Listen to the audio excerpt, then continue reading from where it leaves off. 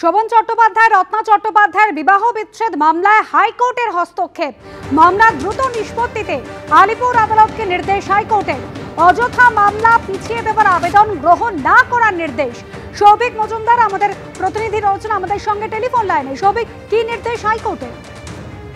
দেখো, কলকাতা হাইকোর্টের তরফ থেকে নির্দেশে বলা হয়েছে যে আলিপুর আদালতের মাননীয় বিচারককে এই মামলার দ্রুত নিষ্পত্তি করতে হবে এবং অযথা মামলাকে পিছিয়ে দেওয়ার বা মামলাকে বিলম্বিত করার কোন রকম আবেদন আসলে সেই আবেদনকে যেন গুরুত্ব দিয়ে না দেখা হয় এবং সেই আবেদনকে গুরুত্ব না দিয়ে এই মামলাকে দ্রুত নিষ্পত্তির দিকে নিয়ে যাওয়ার জন্য কলকাতা হাইকোর্টের তরফ থেকে নির্দেশ দেওয়া হয়েছে। এর পাশাপাশি তোমাকে বলবো, রত্না চট্টোপাধ্যায় তিনি কলকাতা হাইকোর্টে এসেছিলেন এবং তার বক্তব্য ছিল যে এই মামলায় গুরুত্বপূর্ণ কিছু সাক্ষী ছাড়াই নিম্ন আদালতে এর বিচার প্রক্রিয়া শুরু হয়ে গিয়েছে, ফলে সেই সিদ্ধান্তকে তারা চ্যালেঞ্জ করছেন এবং পরে তারা কলকাতা হাইকোর্টে এসেছেন। ফলে আজকে কলকাতা হাইকোর্টের মাননীয় বিচারপতি হিরণময় ভট্টাচার্য তিনি কিন্তু খুব স্পষ্ট করে বলেছেন যে এই মামলার ক্ষেত্রে আলিপুর আদালতের মাননীয় বিচারক তিনি যে সিদ্ধান্ত নিয়েছেন সেই সিদ্ধান্ত একদম সঠিক সিদ্ধান্ত। সেই সিদ্ধান্তে কোনো রকম হস্তক্ষেপ করার প্রয়োজন নেই।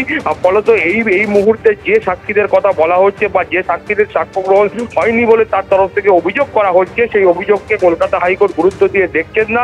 ফলে তো এই যে মামলা আছে সেই মামলাকে অতি দ্রুত নিষ্পত্তি করার জন্য কলকাতা হাইকোর্টের তরফ থেকে নির্দেশ দেওয়া হয়েছে।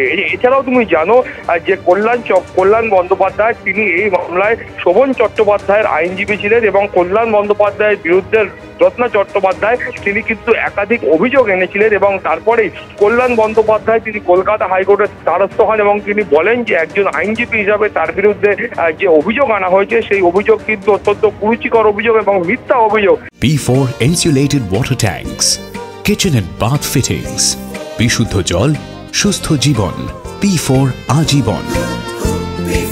ফলে সেই মামলায় তিনি কলকাতা হাইকোর্টের দৃষ্টি আকর্ষণ করেন এবং যার প্রেক্ষিতে রত্না চট্টোপাধ্যায় তিনি কিন্তু আজকে লিখিত আকারে কলকাতা হাইকোর্টে কল্যাণ বন্দ্যোপাধ্যায়ের কাছে ক্ষমা চেয়েছেন এবং এই বক্তব্য সেটা কিন্তু হলফনামা আকারে বিকেল 4টের মধ্যে কলকাতা হাইকোর্টে দাখিল করতে হবে। অনুসুয়া, সৌভিক, তুমি আমাদের সঙ্গে থাকো। বেশ কিছু গুরুত্বপূর্ণ সাক্ষী ছাড়াই আলিপুর কোর্টে বিচার প্রক্রিয়া এবং আলিপুর কোর্টে বিচার প্রক্রিয়া নিয়ে হাইকোর্টে গিয়েছিলেন রত্না চট্টোপাধ্যায়, কিন্তু আলিপুর আদালতের বিচারকের সিদ্ধান্তে হস্তক্ষেপ করল না হাইকোর্ট। এর আগে আপনাদের শোনাবো যে রত্না চট্টোপাধ্যায়, শোভন চট্টোপাধ্যায় এবং কল্যাণ বন্দ্যোপাধ্যায় কি বলেছিলেন এই মামলা সম্পর্কে। একজন প্রফেশনাল অ্যাডভোকেট, উনি পয়সা নেবেন, ফিজ নেবেন, দাঁড়াবেন, এতে আমার কিচ্ছু বলার নেই।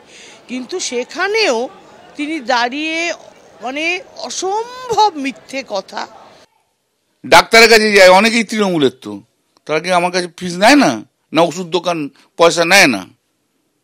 তো আমি তো আমার মতো, এটার সঙ্গে তো দলের কি সম্পর্ক? আমি তো আমার মক্কেল আসবে, আমি মামলা করব।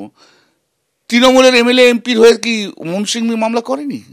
প্যাথোলজিক্যাল লায়ারের মতন কথা যদি কেউ বলেন, তার পেছনে ছোটা মানে কাকে কান নিয়ে গেল, কাকের পেছনে ছোটার আগে আমি নিজের কানে হাত দিয়ে দেখবো যে আমার কানটা সঠিক জায়গায় রয়েছে কিনা। আমার বাবার নামে সেই লোকটাকে পর্যন্ত হাইকোর্টে ছাড়ছে না, বলছে কালারফুল লাইফ। আমার বাবার কালারফুল লাইফ, আমার বাবার হিস্ট্রি, জিওগ্রাফি উনি সব জানেন, কিন্তু তুমি মিথ্যে কথা বলছো। কারণ আমি একজন অসহায় মহিলা বলে, যে আমি একা দুটো বাচ্চাকে নিয়ে লড়াই করছি বলে সমাজের মাঝখানে দাঁড়িয়ে তুমি যা খুশি নোংরা কথা বলে চলে গেলে। কেউ যদি মিথ্যা সাক্ষ্য দেয়, রত্না চ্যাটার্জি এক ধরনের মিথ্যা সাক্ষ্য দিচ্ছেন, দুলাল দাস এক ধরনের মিথ্যা সাক্ষ্য দিচ্ছেন, তাদের মধ্যে মিল নেই। সেটা যদি আদালতে বিচারাধীন হবার পর বিতর্কের মধ্যে আসে, তার দায়িত্ব আমার নয়। অন্ধ তুমি ধৃতরাষ্ট্র অন্তরে বাহিরে, তাকে যদি কালারফুল লাইফ বলে, তা অন্যায় কি বলেছে। সৌভিক মজুমদার আমাদের প্রতিনিধি রয়েছেন আমাদের সঙ্গে টেলিফোন লাইনে। সৌভিক, রত্না চট্টোপাধ্যায়ের আইনজীবীরা তারা জানিয়েছেন যে ক্ষমা চাইতে প্রস্তুত রত্না চট্টোপাধ্যায় এবং সেই ক্ষমার বয়ান হলফনামা আকারে দাখিলের নির্দেশ দেওয়া হয়েছে।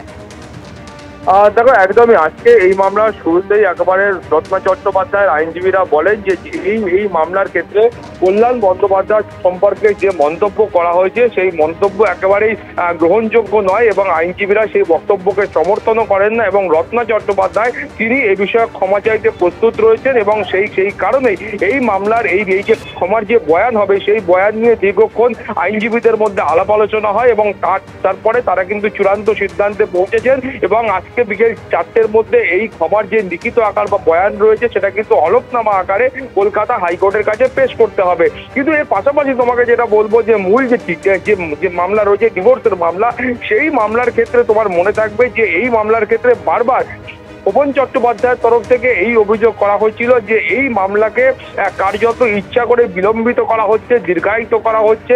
প্রায় 8 বছর ধরে এই মামলা আলিপুর আদালতে বিচারাধীন রয়েছে, বিভিন্ন অচিরায় এই মামলাকে পিছিয়ে দেওয়ার চেষ্টা করা হচ্ছে এবং শোভন চট্টোপাধ্যায়ের বক্তব্য ছিল এই মামলাতে প্রতিদিন কার্যত তিনি কিন্তু হেনস্থার শিকার হচ্ছেন এবং নিম্ন আদালতের যে বিচার প্রক্রিয়া সেই বিচার প্রক্রিয়াকে কিন্তু ঠিক করে সংগঠিত করতে দেওয়া হচ্ছে না এবং সাক্ষীদের টাকা হচ্ছে না, এই অজুহাতে এই মামলা পিছিয়ে দেওয়ার চেষ্টা করা হচ্ছে। এবং তার বক্তব্য ছিল যে এই মামলার ক্ষেত্রে যে সাক্ষীদের আদৌ কোনো প্রয়োজন নেই সেই সাক্ষীদেরও ডেকে আনতে হবে, এই মর্মেই কিন্তু মামলাকে বিলম্বিত করা হচ্ছে। ফলে তো সেখানে কল্যাণ বন্দ্যোপাধ্যায়ের বক্তব্য ছিল যে এই মামলার ক্ষেত্রে একাধিক যারা সাক্ষী রয়েছেন সেই সাক্ষীদের যাদের কথা বলা হচ্ছে তাদের আদৌ কোনো এই মামলার ক্ষেত্রে প্রয়োজন নেই। সেটা শোভন চট্টোপাধ্যায়ের পরিবারের দিকে আত্মীয়রা হতে পারেন বা অন্যান্য ব্যক্তিরা হতে পারেন, সেই সমস্ত সাক্ষীদের এই মামলার ক্ষেত্রে কোনো প্রয়োজনই নেই। কিন্তু সেই সাক্ষীদেরও কার্যত জোর করে নিয়ে আসতে হবে, এই মর্মেই প্রায় 8 বছর ধরে আলিপুর আদালতে এই ধরনের ডিভোর্সের একটা মামলা সেটা বিচারাধীন। এবং তার আইনজীবীরা বলছেন যে এই ধরনের মামলা সেটা কিন্তু খুব ছোট একটা মামলা এবং অত্যন্ত দ্রুত এই মামলাগুলো নিষ্পত্তি হয়। সেই মামলা কিভাবে 8 বছর ধরে চলছে সেই প্রশ্নও কিন্তু বারবার কিন্তু শোভন চট্টোপাধ্যায়ের আইনজীবীরা ওঠান। ফলত সব মিলিয়ে কলকাতা হাইকোর্টের তরফে আজকের যে চূড়ান্ত নির্দেশ দেওয়া হয়েছে সেখানে বলা হয়েছে যে আলিপুর আদালতকে অতি দ্রুত এই মামলার নিষ্পত্তি করতে হবে। ধন্যবাদ।